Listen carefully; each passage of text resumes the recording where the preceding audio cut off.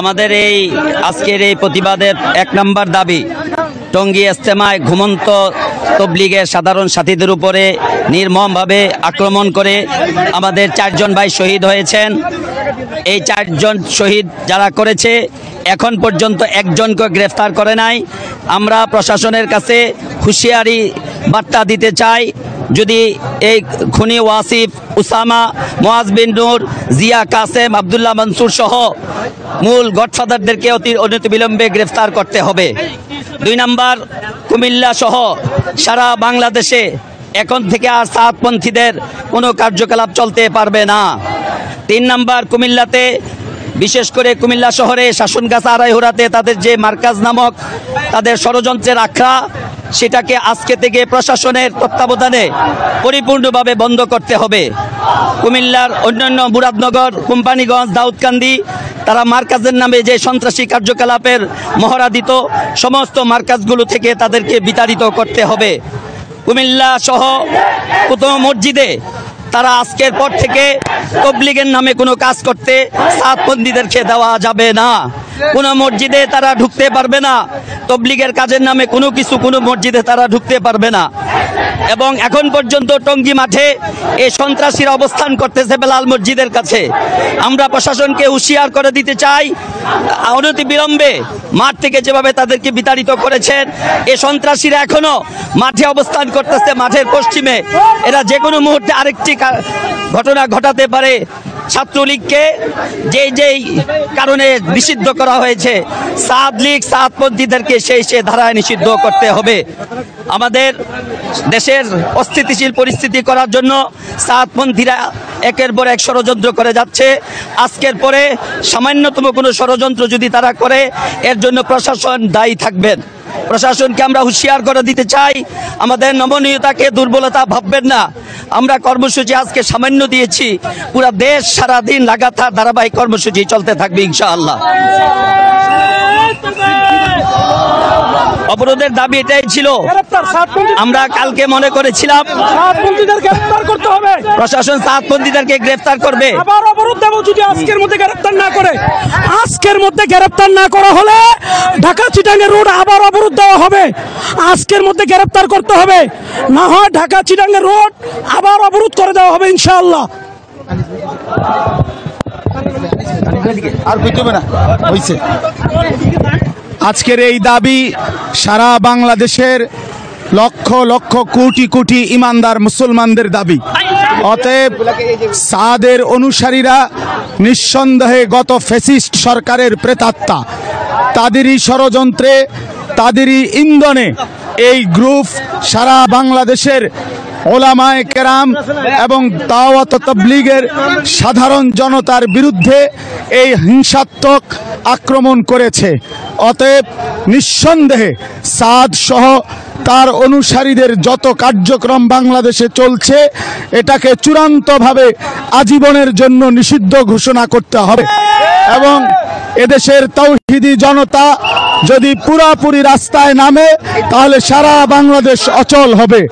আমরা বাংলাদেশে হেফাজতে ইসলামের অনুসারী, অতএব আমরা রক্ত দিতে জানি। আমরা অবশ্যই এই দাবি বাস্তবায়ন করেই ঘরে ফিরবো ইনশাআল্লাহ।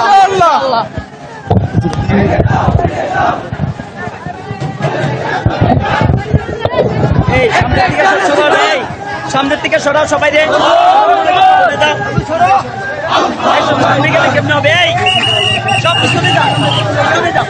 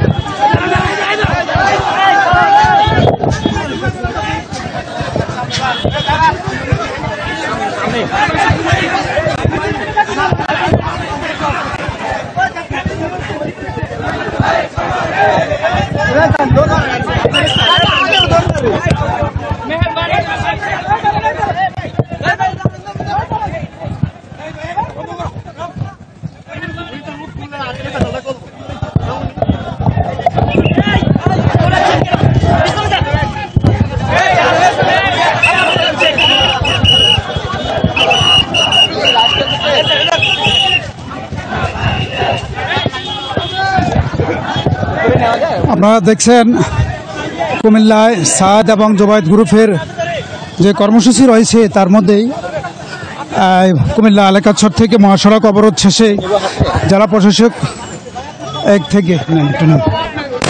জেলা প্রশাসক এর কার্যালয়ে স্মারকলিপির মধ্য দিয়ে যারা সাদ গ্রুপ রয়েছে সে সাদ গ্রুপের বিচারের দাবিতে গ্রেপ্তারের দাবিতে তারা একটি স্মারকলিপি প্রদান করবেন। তারা বিক্ষোভ মিছিল করছে। তারা সাদ গ্রুপ কর্তৃক নির্যাতিত জোবায়ের গ্রুপের সমর্থকেরা এবং যারা নির্যাতিত হয়েছে নিহত হয়েছে তাদেরকে বিচারের আওতা আনার জন্য এবং তারা উগ্রপন্থী বলে তারা মিছিল করছেন এবং তাদেরকে গ্রেপ্তারের এবং ছাত্রলীগের মতো নিষিদ্ধ করার জন্য জোবায়ের পন্থীর লোকজন আজকে এই ওলামা মাশায়েখরা একত্রিত হয়েছেন এবং তারাই এটা নিয়ে আজকে বিক্ষোভ মিছিল করছেন। কুমিল্লার বিভিন্ন উপজেলা থেকে শত শত ওলামা মাশায়েখ এসে আজকের এই তাদের কর্মসূচির মধ্যে অংশগ্রহণ করেছেন। আমরা আপনাদেরকে একটু দেখানোর চেষ্টা করি। এখানে কুমিল্লা এলাকাছর হয়ে শাসনগাছা রোড হয়ে কুমিল্লা জেলা প্রশাসকের কার্যালয়ের সামনে গিয়ে আজকের এই তাদের প্রাথমিক কর্মসূচিটি শেষ করা হবে। তাদের দাবি অনতিবিলম্বেই সাদ গ্রুপের যে সন্ত্রাসী কার্যক্রম করেছে তারা এবং যাদেরকে পিটিয়ে নিহত করা হয়েছে তাদেরকে হত্যার বিচারের দাবিতে তারা আজকের এই বিক্ষোভ মিছিল করছে। আপনাদেরকে একটু দেখানোর চেষ্টা করছি। শত শত ওলামা মাশায়েখ জোবায়ের পন্থীর যে সমর্থকেরা রয়েছে তারাই আসলে আজকের এই বিক্ষোভ মিছিলটি চালিয়ে যাচ্ছেন।